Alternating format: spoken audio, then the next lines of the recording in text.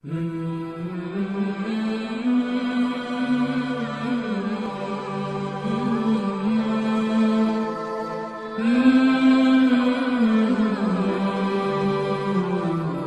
عليكم ورحمة الله تعالى وبركاته. وعليكم السلام. صلوا على النبي. اللهم صل على سيدنا محمد وعلى آل سيدنا محمد وبارك وسلم عليه. نحمده ونصلي على رسوله الكريم. أما بعد فقد قال الله تعالى في القرآن الكريم وفي القرآن المجيد بعد أعوذ بالله من الشيطان الرجيم بسم الله الرحمن الرحيم والعصر إن الإنسان لفي خسر صدق الله العليم. நம்ம எல்லாம் முஸ்லீமாக முக்மீனாக ஆக்கி அருள் புரிந்தானே அத்தகைய அல்லாஹ்வுக்கே உண்டாகுவதாக. அல்ஹம்துலில்லாஹ் அல்ஹம்துலில்லாஹ் அல்ஹம்துலில்லாஹ். மேலும் எம்பெருமான் நபி ஸல்லல்லாஹு அலைஹி வஸல்லம் அவர்களுடைய உம்மத்தில் ஒரு நபராக ஆக்கி அருள் புரிந்தானே அத்தகைய அல்லாஹ்வுக்கே உண்டாகுவதாக. அல்ஹம்துலில்லாஹ் அல்ஹம்துலில்லாஹ் அல்ஹம்துலில்லாஹ். மேலும் ஷேக் நாயத் அவர்களுடைய கரத்தை பிடிக்கக்கூடிய ஒரு பாக்கியத்தையும் இது போல மார்க்க சட்டங்களை அறியக்கூடிய ஒரு பாக்கியத்தையும் கொடுத்தானே அத்தகைய அல்லாஹ்வுக்கே உண்டாகுவதாக. அல்ஹம்துலில்லாஹ் அல்ஹம்துலில்லாஹ் அல்ஹம்துலில்லாஹ். தோழர்களே, எம்பெருமான் நபி ஸல்லல்லாஹு அலைஹி வஸல்லம் அவர்கள் ஒரு மனிதன் தன்னுடைய ரப்பு தஆலாவிடத்தில் நெருங்குவதற்கு என்னென்ன செய்யலாம் செய்தால் ஒரு மனிதன் தன்னுடைய அல்லாஹ் தஆலாவிடத்தில் நெருக்கத்தை பெற முடியும்,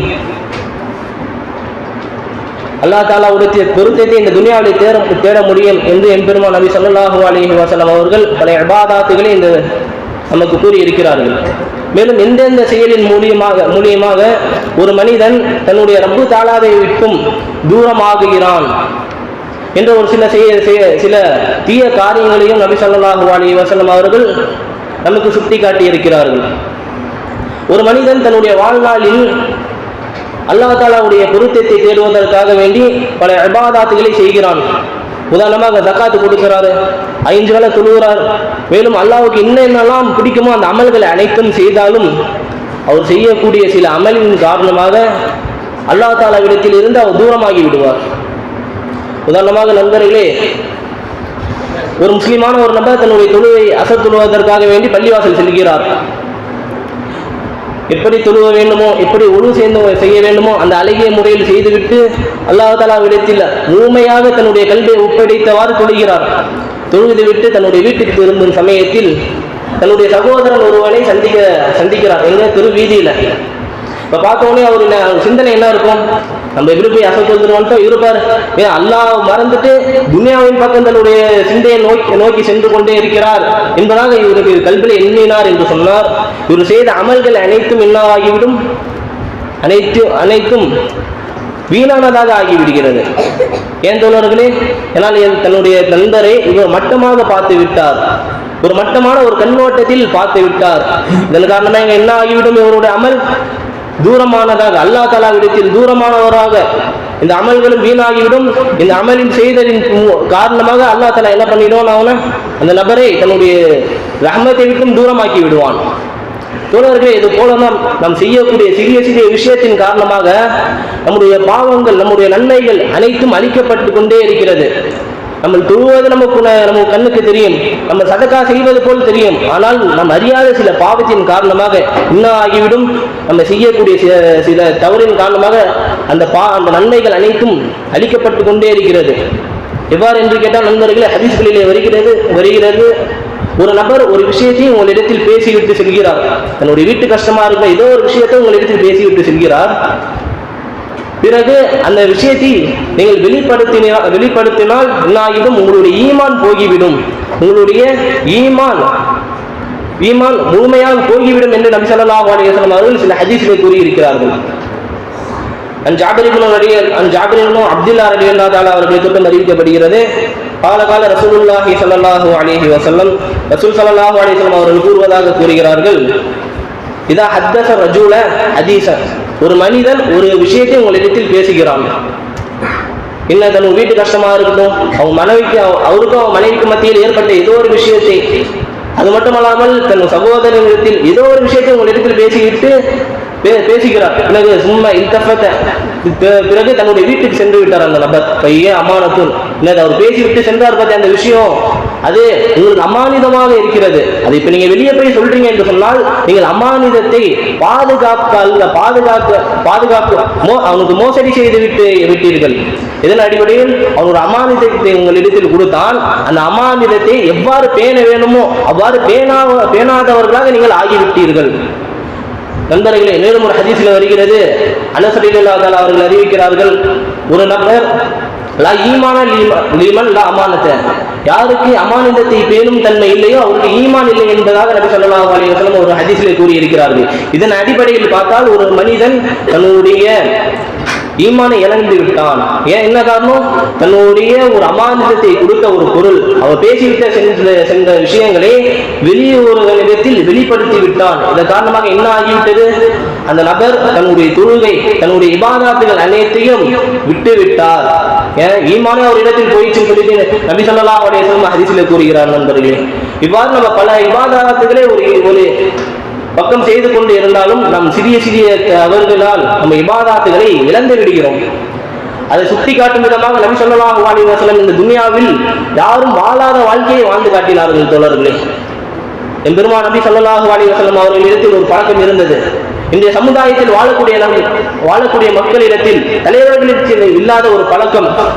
நபி ஸல்லல்லாஹு அலைஹி வஸல்லம் அவர்கள் வாக்களித்தார்கள் என்று சொன்னால் அது தன்னுடைய வாழ்க்கையில் எடுத்து நடப்பார்கள். பிறருக்கு எந்த ஒரு மோசடியும் நபி ஸல்லல்லாஹு அலைஹி வஸல்லம் அவர்கள் ஒருபோதும் செய்ததே இல்லை. நண்பர்களே, உதாரணமாக சொல்லலாம், ஒரு ஹதீஸ் நபி ஸல்லல்லாஹு அலைஹி வஸல்லம் அவர்கள் ஒரு ஹதீஸிலே ஒரு சஹாபியும் ஒரு நபி ஸல்லல்லாஹு அலைஹி வஸல்லம் ஒரு வியாபார விஷயமாக பேசிக் கொள்கிறார்கள். அந்த காலத்தில் பண்டமாட்டு முறை, இப்போ ஒரு பொருளை கொடுப்பாங்க, பணம் மாற்றிக் கொள்வது அல்ல நண்பர்களே, ஒரு பொருளை கொடுத்தா பகரமாக இன்னொரு பொருள் கொடுப்பது. இவ்வாறாக பொருட்களை மாற்றி இந்த வியாபாரம் செய்வார்கள். இந்த மாதிரி ஒரு சஹாபி தன்னுடைய ரசூல் ஸல்லல்லாஹு அலைஹி வஸல்லம் அவர்களிடத்தில் ஒரு வியாபாரம் செய்கிறார். நபி ஸல்லல்லாஹு அலைஹி வஸல்லம் அவர்கள் வியாபாரம் செய்துவிட்டு இறுதியாக அந்த நபர் தன்னுடைய பொருட்களை பார்க்கிறார். அந்த சஹாபி தன்னுடைய பொருட்கள் அனைத்தையும் தன்னுடைய வீட்டிலே வைத்து வந்து விடுகிறார்.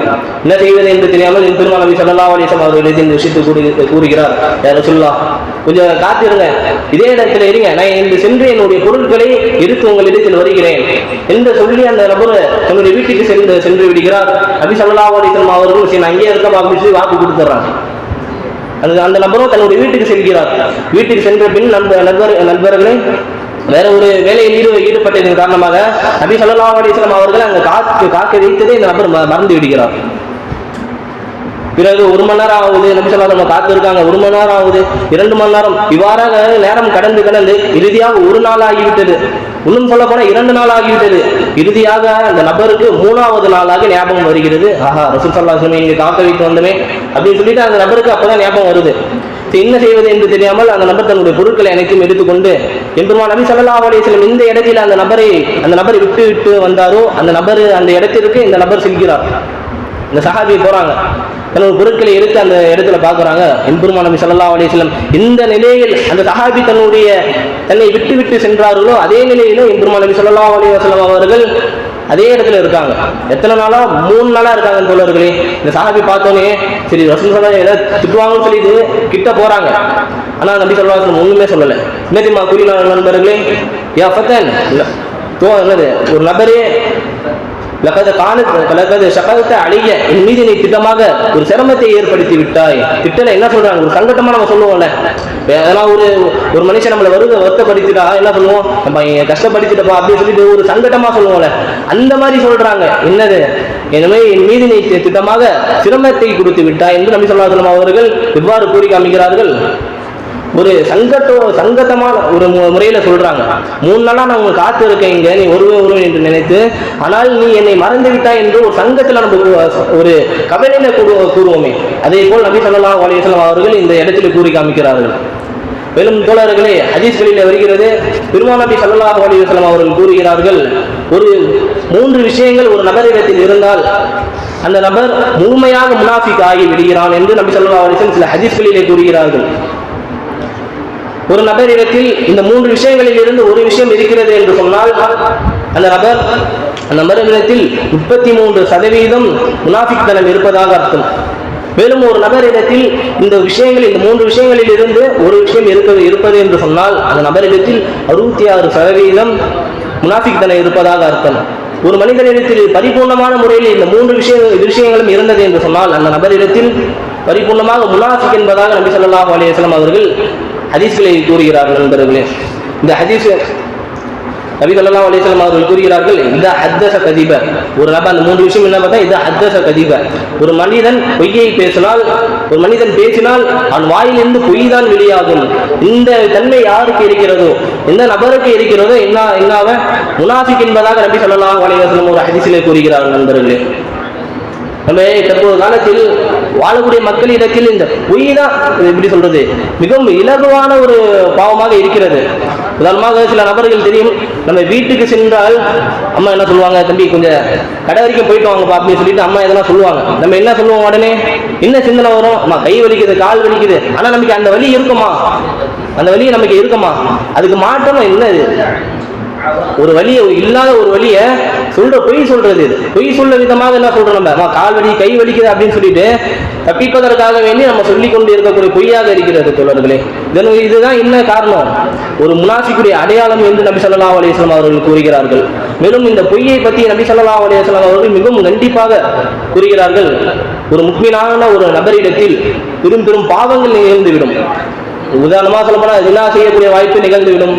உதாரணமாக மது அருந்துவான் ஒரு முஸ்லிமான ஒரு நபர், அந்த மாதிரி ஒரு வாய்ப்பு ஏற்படும். ஆனால் ஒரு முஸ்லிமான ஒரு நபரிடத்திலிருந்து பொய் என்பது வெளியே ஆகாது, பொய் என்பது எந்த நிலையிலும் வெளியாகாது என்று நபி ஸல்லல்லாஹு அலைஹி வஸல்லம் அவர்கள் கூறியிருக்கிறார்கள். நண்பர்களே, ஏனென்று கேட்டால் ஒரு நபர் ஒரு பாவத்தை செய்கிறான் என்று சொன்னால், ஏன் இந்த பொய்க்கு இவ்வளோ ரசூல் ஸல்லல்லாஹு அலைஹி வஸல்லம் அவர் கண்டிப்பாக சொல்கிறார் என்று பார்த்தால், ஒரு நபர் ஒரு பாவத்தை செய்கிறான், அந்த பாவத்தை மறைப்பதற்காக வேண்டி அதே பாவத்தை திரும்ப செய்வானா? ஒரு நபர் மது அருந்துகிறார், அந்த மது அருந்துவதற்காக அந்த மது அதை மறைப்பதற்காக வேண்டி திரும்ப அதே பாவத்தை ஈடுபடுவாரா என்று கேட்டால் கிடையாது. ஆனால் இந்த பாவம் இந்த பொய் இருக்கிறது தோழர்களே. இந்த பொய்யை ஒருவன் கூறுவான் என்று சொன்னால், ஒரு பொய்யை கூறுவான், அந்த ஒரு பொய்யை மறைப்பதற்காக வேண்டி 10 பொய் ஆகும். அந்த 10 பொய் 100 பொய்யாகவும் இவ்வாறாக கூடிக்கொண்டே போய் கொண்டிருக்கும். எனவே அவருடைய பொய் இதுதான் நபி ஸல்லல்லாஹு அலைஹி வஸல்லம் அவர்கள் இந்த பொய்யை பற்றி மிகவும் கண்டிப்பாக கூறியிருக்கிறார்கள். மேலும் இதா வாழ அசலக இதை குமீன ஆன வாக்குறுதியை அளித்தால் மாறு செய்வான், அமானிதத்தை கொடுத்தால் அதை மோசடி செய்து விடுவான் என்பதாக நபி ஸல்லல்லாஹு அலைஹி வஸல்லம் அவர்கள் கூறுகிறார்கள். நண்பர்களே, ஃபைஸி சர்கார் அவர்கள் இந்த அமானிதத்தை எவ்வாறு பேணுபவர்களாக இருந்தார்கள் என்று சொன்னால், எஜமான் அவர்கள் எப்போதும் வசூலிப்பவர்களாக ஆகியிருந்தார்கள். இதற்கு இந்த மதசாக்காக வேண்டி வசூலித்து அதை தனது சாயங்காலம் இரவு நேரத்துக்குள் தன்னுடைய கணக்கு பிள்ளைன்னு சொல்லிட்டு அங்கே சில நபர்கள் இருப்பார்களாம். அந்த நபர்களிடம் ஒப்படைப்பவர்களாக ஆகியிருந்தார்கள். இவ்வாறாக ஒரு முறை ஃபைஸி சர்கார் அவர்கள் தன்னுடைய வசூலித்து அனைத்த காசையும் எடுத்துட்டு வந்து அந்த கணக்கு பிள்ளையிடம் கொடுப்பதற்கு முயற்சி செய்தார்கள். ஆனால் அவர்கள் வருவதற்குள் இரவு ஆகிவிட்டது. அந்த கணக்கு பிள்ளையும் அந்த மஸ்ஜிதை விட்டு கிளம்பி விடுகிறார். என்ன செய்வது என்று தெரியாமல் ஃபைஸி சர்கார் அவர்களும் சரி நம்ம வீட்டுக்கு போயிடுவோம் அப்படின்னு சொல்லிட்டு முடிவு எடுக்கிறாங்க. ஆனால் அவங்க கல்வியில என்ன ஒரு எண்ணம்னா, சரி நம்ம வீட்டுக்கு போயினதுக்கப்புறம் இந்த ஒரு இரவு நம்ம இடத்தில் மௌத்து நெருங்கி விட்டது என்று சொன்னால், நம்மளுடைய பிள்ளைகள் நம்ம வைத்திருக்கக்கூடிய காசு சரி நம்ம அத்தாது தானே எடுத்து செலவு பண்ணிடுவோமே என்று செலவு பண்ணிவிட்டால் என்ன ஆகிவிடும், அமானிதத்தை மோசடி செய்தவராக ஆகிவிடுவார்கள் என்ற ஒரு காரணத்தினால் ஃபைஸி சர்கார் அன்னைக்கு வீட்டுக்கு போறோம் என்ன பண்ணிட்டாங்க, மாறாக அந்த பள்ளிவாசலே உறங்கி விட்டார்கள் தோழர்களே. காலையில் அந்த நபர் வந்த உடனே அந்த பள்ளிவாசல் அந்த அமானிதமான காசு அனைத்தையும் ஒப்படைத்து விட்டு பிறகுதான் அந்த நபர் பிறகுதான் சர்கார் அவர்கள் வீட்டுக்கு சென்றார்கள். தோழர்களே, இவ்வாறுதான் நாம் செய்யக்கூடிய சிறிய சிறிய விஷயத்தின் காரணமாகவும் நம்ம அல்லாஹ்வை விட்டு தூரமாகி கொண்டே இருக்கிறோம் நண்பர்களே. எனவே இதை அறிந்து இதன்படி அமல் செய்யக்கூடிய ஒரு பாக்கியத்தையும், அமானிதத்தை எவ்வாறு பேண வேண்டுமோ அவ்வாறு பேணக்கூடிய ஒரு பாக்கியத்தையும் அல்லாஹ் தஆலா உங்களுக்கும் எங்களுக்கும் கொடுப்பானாக. அஸ்ஸலாமு அலைக்கும் வரஹ்மத்துல்லாஹி வபரகாத்துஹு.